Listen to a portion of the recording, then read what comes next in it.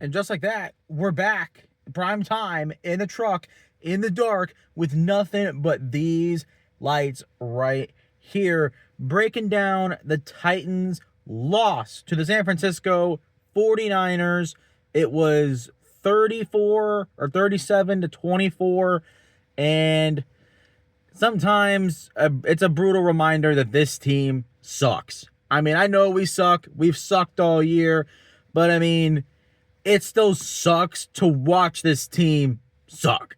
I mean, first of all, let's get the negatives out of the way for the game, and then we'll get into the positives and then look towards the future once more.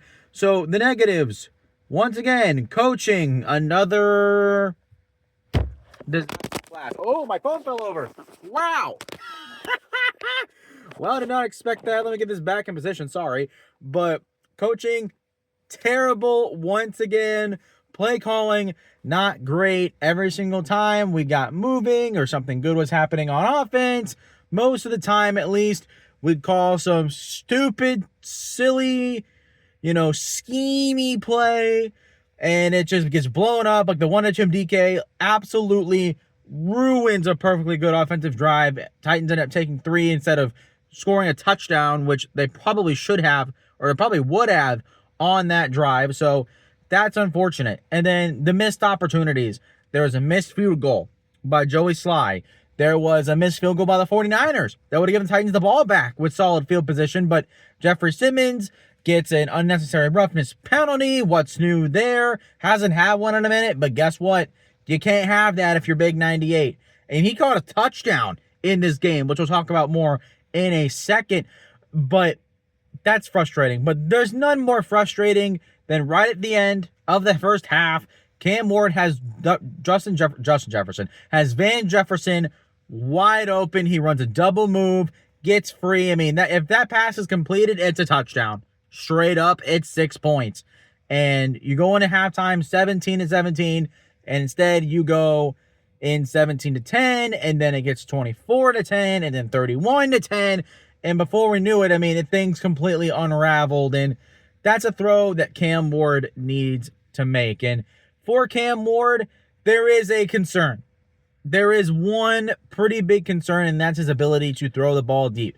Now, here's the thing. I'm not saying it's like going to be bad in the future or, oh, this is a serious alarm. Like this is why we shouldn't have taken him first overall. Like all the people that are trying to say Cam Ward's a bust. Like, shut up. No. The thing is, Cam Ward was bad at throwing deep in college. This is something that was very well documented on his tape. And so far, it hasn't really improved so far since transitioning into the NFL. But also, I would also bring up the argument that, hey, yeah, Tim Adams garbage. I mean, what is he supposed to do? If guys aren't getting open short and intermediate, how are they supposed to get open deep? There's no way. And while a lot of that's true, there have been multiple opportunities where they have, and Cam Ward has not hit. And that is a problem. The problem isn't that they're not getting open enough. It's that when they are open and there's a real chance to hit it, they're not hitting. And so that needs to get better going into next year. It's going to be a lot of people are going to have their microphones, their magnifying glasses on. I don't know why I said microphone. That's weird. But it's just got to be better. It's concerning that it hasn't gotten better. But he did hit one to Van Jefferson later in the game. It ended up going into a Titans touchdown, which was the Jeffrey Simmons touchdown. But that's it for negatives, really. Penalties, defense is garbage. But, I mean, you got a whole practice squad in a secondary running around, and you have no safeties. What are you supposed to do? Like, Jeffrey Simmons and Devondre Sweat are on the edge, or not even on the edge, on the front defensive line. That's it. And then Cedric Gray. Like, that's literally it on the field. What are they supposed to do? What are they supposed to do against the 49ers, who are a good offense, well-coached football team? Not much you can do. But positively, Cam Ward did have a better game than last week. So give him credit there. He threw 2 touchdowns again. The first one to Gunnar Helm, that was a great throw. That was a throw that not only was needed for the squad, but also a throw that really gets you excited, because the connection to Gunnar Helm, those two absolutely will be in better next year. They will be a better duo next year. I think even right now, Gunnar Helm probably has 600, 700 yards and about 4 or 5 touchdowns. I think that's where Gunnar Helm's going to be this time next year. I know, way too early for that. But, I mean, their connection's growing in the limited opportunities that they've been able to throw to one another. More often than not, that's connected. So that's something to take note, something for positivity. Chig had a couple nice plays in the first half. Honestly, I wouldn't mind bringing Chig back. For the right deal, why not? I mean, here's the deal. The Titans have nothing on their roster for the most part. Yeah, they have a good nucleus of young players, but I mean, when you're a rebuilding football team, one of the bigger issues with rebuilding a roster is not just adding talent, but also adding depth, because you can have all the talent in the world, but if you don't have any good players behind them, your team is not going to be good enough to compete when guys go down and injuries inevitably stack up during the course of a season. So bringing Chig back for the right price, I'm on board for that, because you have Gunnar Helm, Chig, David Martin Robinson, I guess. Maybe add like another tight end into the mix. And here's the thing. I mean, you have depth at a position that's important. Tight end is an important position. And so if you have 2 good tight ends on your roster, that doesn't put as much pressure on Cam Ward to have to look at receivers and find, players that have not been up to par in that position. So having 2 solid players at a tight end spot is not only great for the depth, but also, I mean, why not keep Cam Ward with one of his weapons that he grew with his rookie season? I mean, Jake does lead the team in catches, doesn't save much, but it says something. It says that, yeah, Chig Okonkwo is a primary target for Cam Ward, regardless if Chig is good or not. I would not mind having Chig back. He definitely should come back for the right price. Other than that, positively, the second touchdown to Jeffrey Simmons. Big Jeff Simmons with the touchdown catch. Cam Ward with the pass.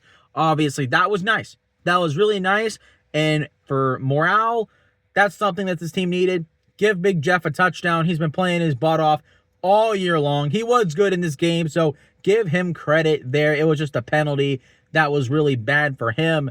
But, I mean, Jeffrey Simmons, give him All-Pro. He should be first-team All-Pro, hands down. He is a top 3 defensive tackle in the NFL this year, probably number 1. If you had to make me guess, definitely Jeffrey Simmons. From an individual performance standpoint, he has been an absolute game wrecker. So he deserves his due. He better get first-team All-Pro, but we all know that he most likely won't because he's on a terrible Titans team.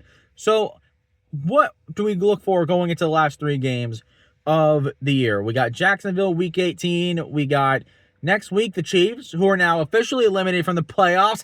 Ha! How about that? No Mahomes in January. Woo!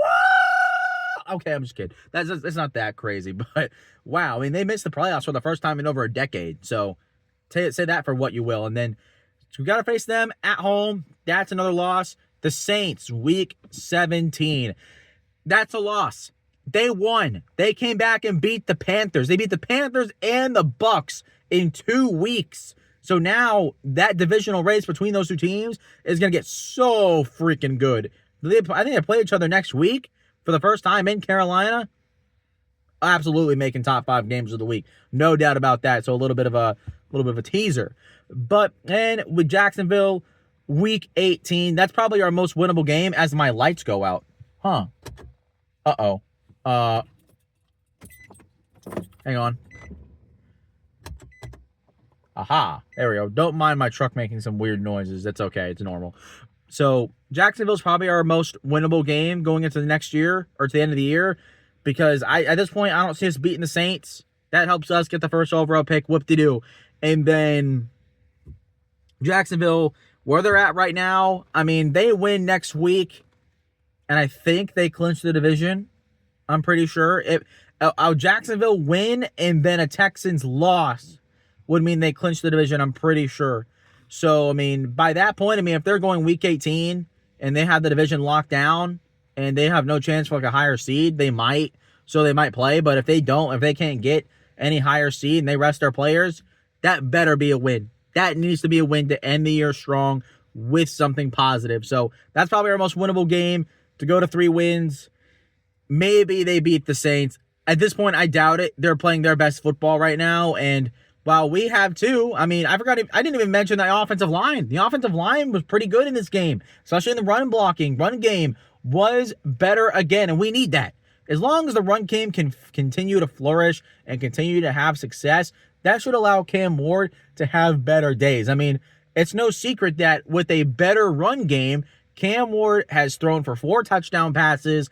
His yardage has not been better, but the thing is, he's making some good throws. He's still making more good plays than he is bad plays. So, got a lot to be hopeful for. Things that we want to see get better, but unfortunately, the things that we want to see get better won't get better until next year. So, let's try and really hone in the positive in the last few games of the year. So, that's it. That's my reaction to the Titans' loss to the 49ers. I figured they'd lose it and they get whooped, and they sure did. But the offense overall had a somewhat of an okay showing today and better than what it has been all year. So, with that being said, that's going to do it, and I will see you all next week.